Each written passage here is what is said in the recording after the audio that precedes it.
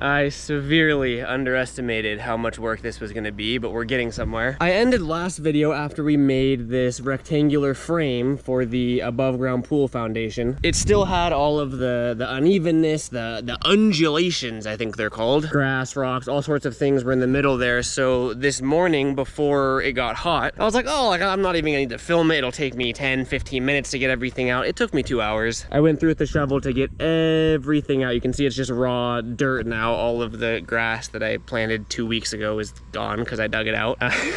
But the foundation, or the frame for the above ground pool, is now officially done, ready, level, all of that. And the next step is some of this good old weed blocker, weed liner, whatever it's called. We're gonna line the entire ground with all of that, A, to prevent weeds from growing up into the pool liner, and then B, to cover up any of the remaining rocks or anything. And then on top of the weed liner, once we get that all weed linered, then we get weed blocker. Then we can go get the leveling sand or whatever we decide to use as our base, and then the pool. Oh, this is a lot of work. I got this little staple gun thing. I think you're supposed to like hammer it on though, but that seems sketch.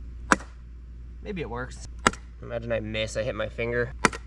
Okay. And I mean, then we just kind of slowly unroll it, right? And we do that, what, 4 times, 3 times? Enough. Okay, I think we're done. Got it stapled around all of the sides there, have it overlapping each other in the middle so no weeds can wiggle through. Staked down. I think that's everything, right? Who would have thought that I'd be so proud of a little rectangle? Who would have thought a little rectangle would have been so much work? God, it's just the leveling part of it, but I think we're good. Thinking now we gotta go take the Ranger and fill it up with some leveling sand, and then get a wheelbarrow and wheel it through there, and then dump it in there, and that's gonna be a whole process. Okay, let's do it. I forgot how big trains are, bro. Trains are fucking huge. That's crazy. Okay, I got distracted. We're here at the landscape supply place. I'm gonna get this bad boy loaded up and take her home. I think I'm gonna have to do multiple trips. All right, we are locked and loaded. I can pretty much do a half yard at a time. Based on my calculations, aka what Google said, for a 24 by 12 by 2 inches in height, I'll need about 1.5 yards. Might be able to get by with 1 yard-ish. Long story short, I'm gonna be doing multiple trips here.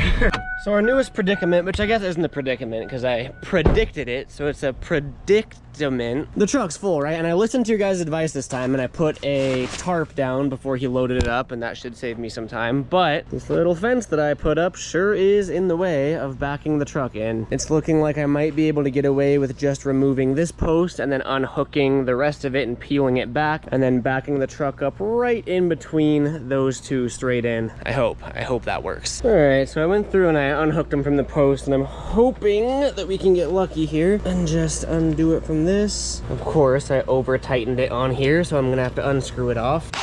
There we go. Okay, so now we're fully detached. And now we just gotta like move it. I wanna try not to like bend it or kink it though. Okay. This might actually work. And then we just gotta remove one post. Come on. Oh, yes, there we go. Okay, we can probably fit through that, right? There's only one way to find out. Would you look at that? Flawless, baby. And now I would say that we have, what, a couple hours of unloading all of this sand, going back and forth from the place, picking up more sand, and doing this all again. I'm going through with a rake right now, which probably isn't the right tool, but then I'll climb in and use a shovel. And I think once it gets light enough, I should be able to yank the whole tarp off. Oh, okay. Swimming sure is gonna feel good. Oh man, I thought it was all in the tarp. Thought it was all gonna plop on. Damn it, at least that's closer. Oh yeah, that tarp was a game changer. I should have listened to you guys before. That saved like an hour. Okay, let's see how we're looking here. I gotta go through and level this out and see how much we're gonna need. I'm saying 2, maybe 3 trips. Okay, 1 load down. Looking decent. We're definitely gonna need more. Low key, kind of a lot more. It's gonna look good though. Okay, more sand.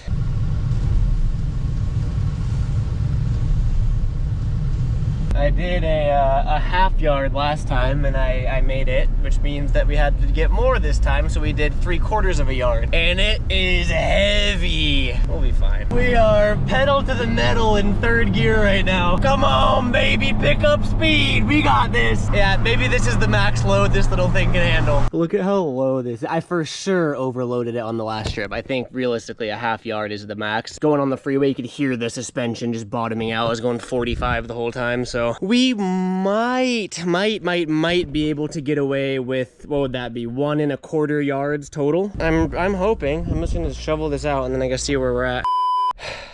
One more. We're almost there, but this side's pretty bare. Oh man, I'm sweating, dude. 101 degrees, and yes, I am lathered in sunscreen. I saw some people commenting that last video. Oh good, it's supposed to be 105 later. I love that. I'm saying one more 3/4 of a yard for this corner, and just to level everything out and even it, and then we're done. Well, then we're done with putting the sand, and then we have to level the sand, and then we have to put the pool on it, and then we have to level the pool with some stones and stuff. Oh my god. All right, another 3/4 of a yard. Back to the house we go. Alrighty, let's hope this is the last load I gotta do, because I'm getting tired.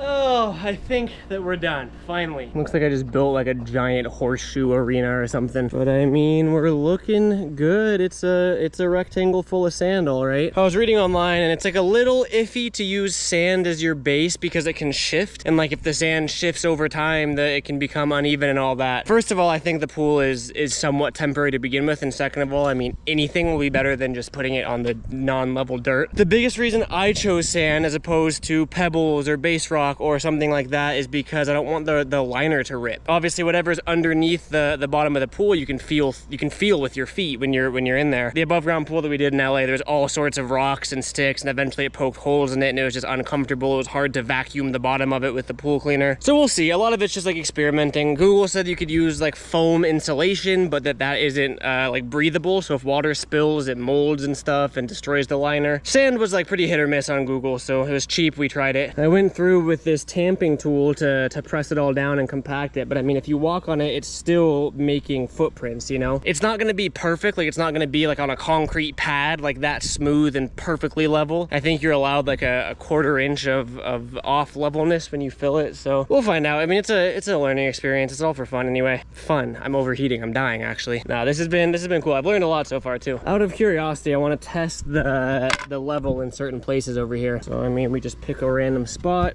boom, slap that on there. Can you see the little bubble? It's within the line, so we're level. I put it lengthwise now, so let's see if it's level this way. Yeah, I mean, again, it is, it's in the lines. It looks fine. I mean, it looked level to the eye before I even did anything, so I can't really trust my eyes when it comes to leveling. But I mean, I guess it's time to just slap the pool on there and start filling it maybe? I don't know.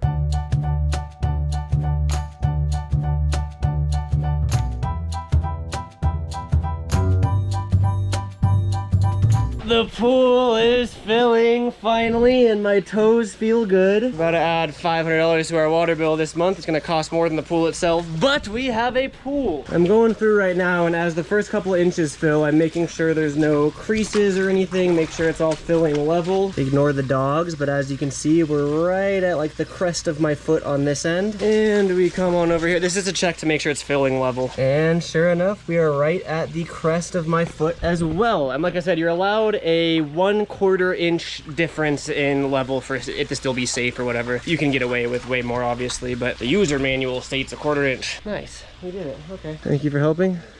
Is it hot?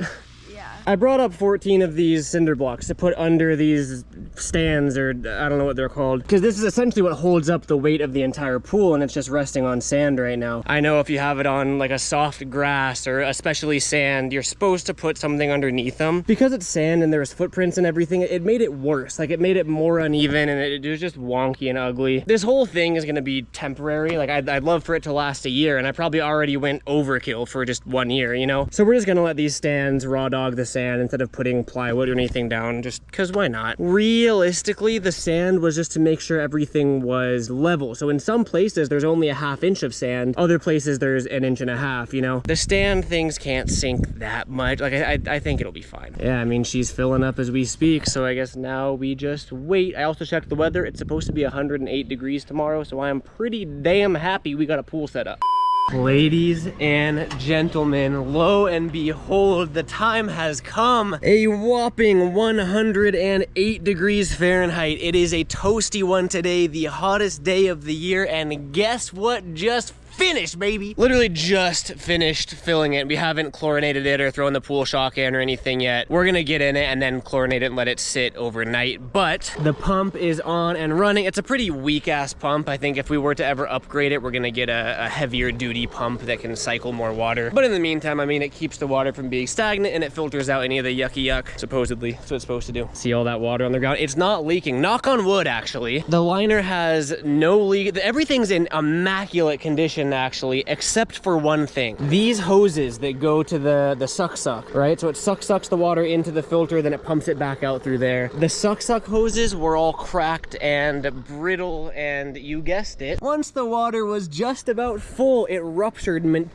started squirting water everywhere. So we had to make an emergency trip to Home Depot, where I found like these sump pump hoses that just so happened to work, so I hose clamped them on, hence the spillage there. I'm definitely curious to see how the pool settles with it being on a sand bed. I'm sure there's going to be some comments that adamantly tell me that sand is going to be a bad idea because it settles, but I mean, it's a temporary pool. We are pretty goddamn spot on with the level. We got about 2 inches to the top of the fill line there. We got about 2 inches to the top of the fill line there. Come on over to this side. Got about 2 inches there, and this way I think we have about 1.5 inches. It's pretty hard to measure it because it is a sand base, so there's kind of these undulations and whatnot, so it fluctuates a bit. But I mean, 100% we are within the regulation amount of unlevelness. Even looking at it, like, it is pretty spot on. So I'm patting myself on the back, very proud of how far we came today. My first ever job trying to level something and set up a legit above ground pool, and we did. I'm super hyped on it. Yeah, so I'm gonna shut up and get in the pool now. Taylor and I went and got some floaties today, but we don't have a pump for them, and I just really want to get in the pool. Look at that. Oh yeah, I got a net too. I just threw it in the pool. We have a pool, baby. I'm really curious. Oh, okay, I was gonna say, I'm curious how hot the pool's gonna get, because it's not super deep. It's 52 inches. I mean, with constant 100+ degree weather, I'm assuming it's gonna heat up. Came with a cover too, but it's a black cover, so it would heat up it would make it heat up even faster. All right, and without further ado, really hoping the GoPros are waterproof without a case, because here we go.